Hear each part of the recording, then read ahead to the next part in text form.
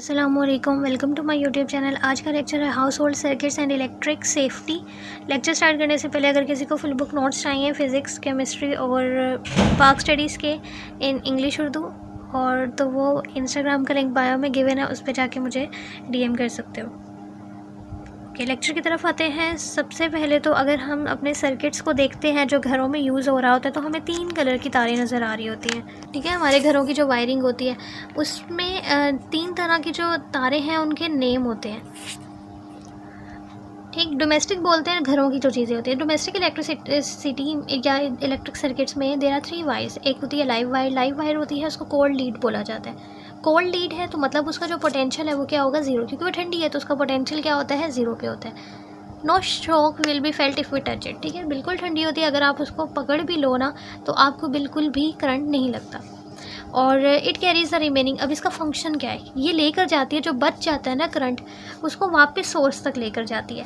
और इसका कलर जो होता है वो ब्लू कलर का होता है। तो आपको तारों में 3 कलर नज़र आएंगे हमेशा, ब्लू, ब्राउन और एक मुझे याद नहीं आ रहा ग्रीन है या रेड, लेकिन कोई कलर होता है इन्हीं दो में से। ओके, लाइव वायर देखते हैं तो ये हॉट लीड होती है। इसका मतलब इसका पोटेंशियल बहुत ज़्यादा होगा। अगर वो कोल्ड थी तो ठंडा था, ठंडी थी तो उसका पोटेंशियल ज़ीरो था और हमें करंट नहीं लगता अगर हम उसको टच कर भी लें। और वो बाकी जो बचा हुआ करंट होता है उसको लेकर जाती है। उसका कलर ब्लू था। हॉट लीड जो होती है वो उसको अगर हम टच करेंगे ना तो हमें शॉक लगेगा क्योंकि वो हॉट है और उसका पोटेंशियल जो होता है बहुत ज़्यादा होता है, कितना, 240 तक। इसका फंक्शन क्या है कि ये सोर्स से लोड तक लेकर जाती है करंट को। ये वापस लेकर आती है जो बच जाता है, ये लेकर जाती है, इसका बचा हुआ करंट ये वापस लेकर आती है। इसका कलर जो होता है ना वो ब्राउन होता है।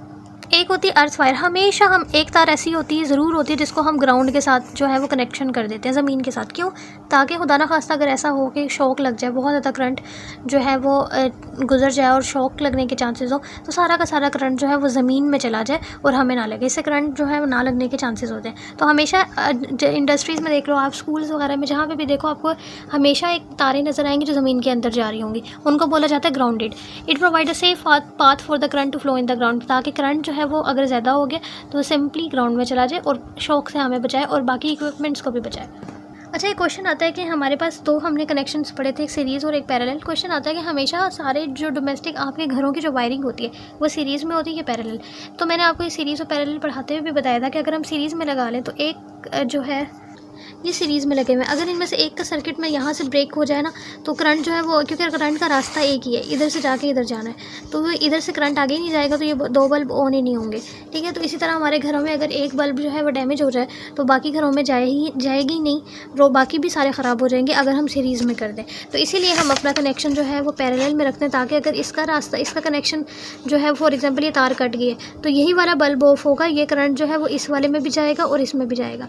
और फॉर एग्जाम्पल अगर ये वाला कनेक्शन कट गया तो करंट यहाँ से होता हुआ इन दोनों में तो ज़रूर जाएगा। तो एक के ख़राब होने से बाकी सारे काम करते रहते हैं। तो डोमेस्टिक अप्लायंसेस जो होती हैं वो हमेशा पैरेलल में होती हैं, ताकि हमारी हर डिवाइस जो है उसको एक तो सेम वोल्टेज मिले, ऐसा ना हो किसी को कम मिल रहा हो ज़्यादा मिल रहा हो, क्योंकि सीरीज़ में वो डिवाइड हो जाता है और जो पैरेलल होती है उसमें वोल्टेज सेम रहता है। उसके अलावा अगर एक डिवाइस डैमेज हो गई है और वर्किंग नहीं कर रही तो बाकी सारी जो है वो नॉर्मल अपने फंक्शन जो है उसको परफॉर्म करती रहे। तो बहुत दीज प्रॉपर्टीज़ जो होती हैं वो सीरीज़ कम्बिनेशन में प्रेजेंट नहीं होती। सो इसीलिए हम हमेशा अपने डोमेस्टिक्स जो सर्किट्स होते हैं, घरों के सर्किट्स, उसको हमेशा पैरेलल में लगाते हैं। ओके, नेक्स्ट हमें पढ़ना है कि फ्यूज़ क्या होता है। ये आपको दिख रहा होगा, फ्यूज़ेस आपने घरों में भी अपने लगे हुए देखे होंगे। फ्यूज़ जो होता है वो सर्किट की एक सेफ्टी पिन की तरह काम करता है। जैसे फ्यूज़ ना एक पतली सी वायर होती है, जब ज़्यादा करंट जो होता है उसमें से गुजरेगा ना तो वो पिघल जाती है और उससे सर्किट जो होता है पूरा ब्रेक हो जाता है और पूरे बिजली का फ्लो जो होगा वो रुक जाएगा। अब इसका फ़ायदा होता है हमें, मतलब बेसिकली जो फ्यूज़ है वो हमें ओवर हीटिंग से बचाता है, फायर से बचाता है, सबसे बचाता है।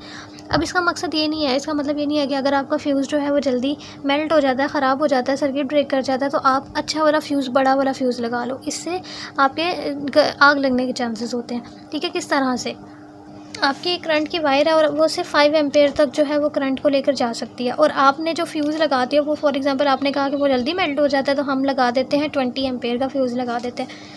इसका मतलब क्या है कि इसमें से 20 तक करंट को फ्लो करने की इजाज़त है, मतलब 10 आए, 15 आए, 20 तक आए, 20 के बाद जो है ये मेल्ट करेगा, मतलब इसमें सारा करंट जो है वो जा सकता है। जबकि आपकी तार में सिर्फ कैपेसिटी 5 एम्पेयर के करंट को गुजारने की है, तो इससे क्या होगा, आपकी तार जो है वो पिघल जाएगी, इसके ऊपर जो प्लास्टिक की केसिंग हुई होती है वो पिघल जाएगी और आग लग जाएगी।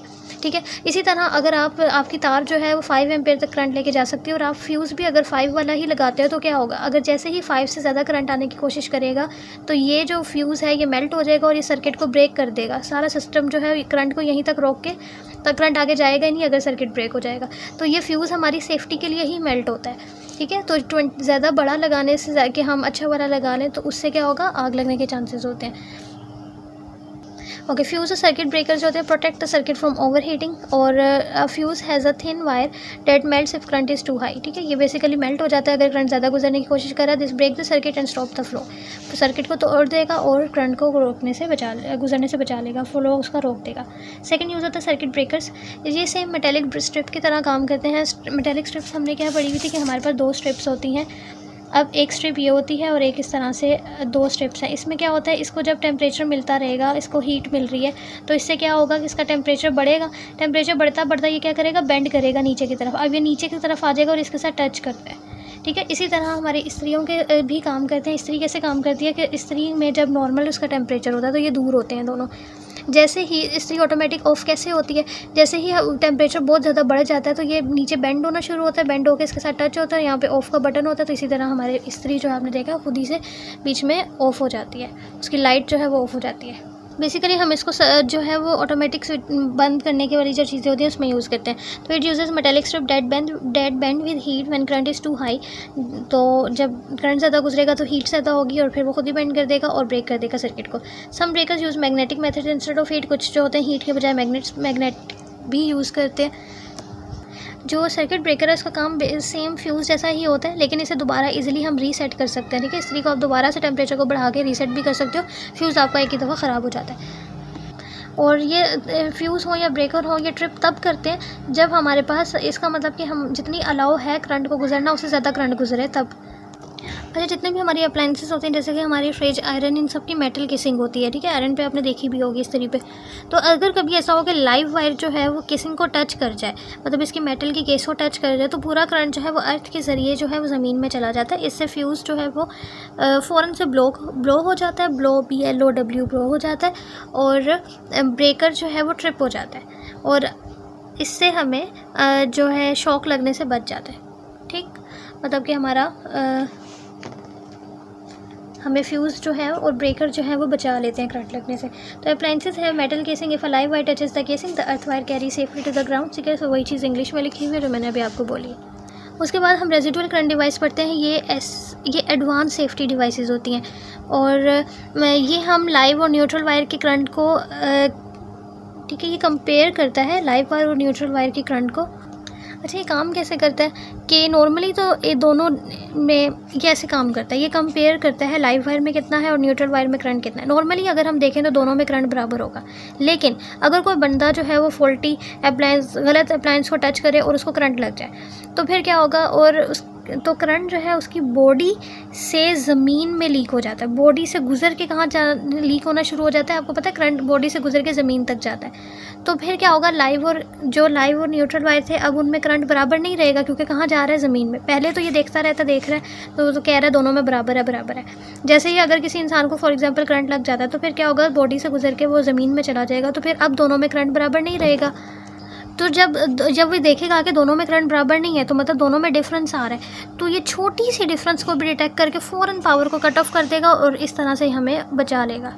और ये बहुत पहले ही डिफरेंस को, छोटा सा डिफरेंस माइनर सा भी होता है, उस पर फ़ौरन ही विद इन मिली सेकेंड जो है वो ये उसी में पावर को कट ऑफ कर देता है, तो हमें करंट नहीं लगता। ठीक है, ऐसा लगता है कि हमें, आपको सुनने में लग रहा होगा, तो वो डेंजरस शॉक से हमें बचा लेता है। सिर्फ हल्का सा झटका ही फील होता है, जो गुजरा और उसकी वजह से डिफरेंस मिला, तो नॉर्मल झटका होता है। ठीक है, अगर RCD ना होता तो करंट कॉन्टीन्यूसली गुजरता रहता, तो ये ज़्यादा हमारी जान जा सकती थी इसमें।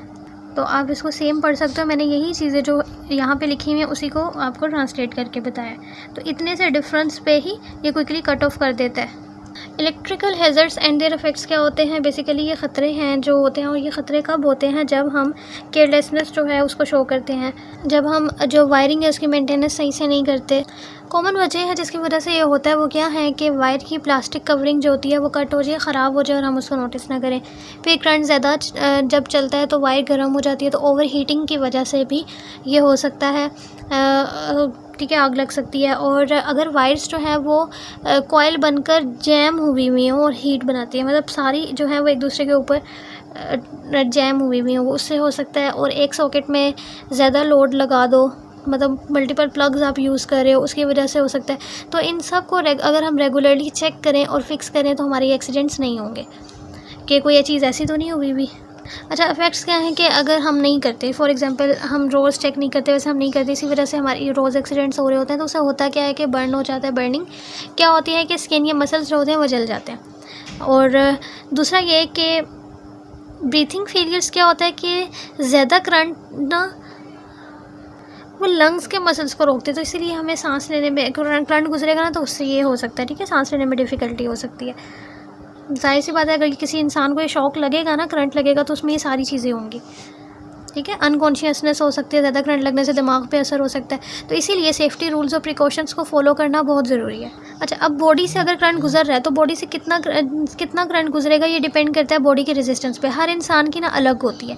फिर वोल्टेज अप्लाइड पे डिपेंड करता है कि जितनी ज़्यादा वोल्टेज उतना ज़्यादा करंट जो है उसमें से फ्लो करेगा, ठीक है। बॉडी रेजिस्टेंस हर पर्सन की अलग होती है। फिर जो फैक्टर्स हैं जो बॉडी रेजिस्टेंस कम करते हैं वो कौन कौन से फैक्टर्स हैं?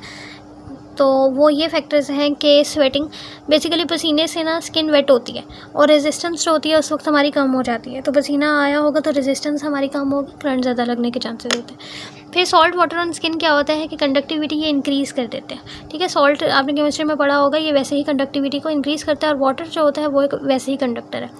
डाइट हेल्थी है, कुछ लोग ज़्यादा सेंसिटिव होते हैं तो उनको वैसे ही थोड़ा सा करंट भी अफेक्ट करता है। करंट का बात है, अगर करंट हार्ट के थ्रू जाए तो बहुत डेंजरस होता है, ठीक है, दिल को बंद कर सकता है। करंट की ड्यूरेशन ये है कि जितनी देर करंट गुजरता रहेगा ना उतना ज़्यादा नुकसान होता रहेगा। तो इन शॉर्ट हम ये कह सकते हैं कि अगर कुछ लोग हैं उनकी स्किन ड्राई है तो उनकी रेजिस्टेंस ज़्यादा है, शॉक कम लगने के चांसेस होते हैं। और अगर किसी की ऑयली वेट स्किन है तो उनकी रेजिस्टेंस कम है, उनको शॉक ज़्यादा डेंजरस हो सकता है। तो I hope you understand this lecture and thank you so much for watching. अल्लाह हाफिज़।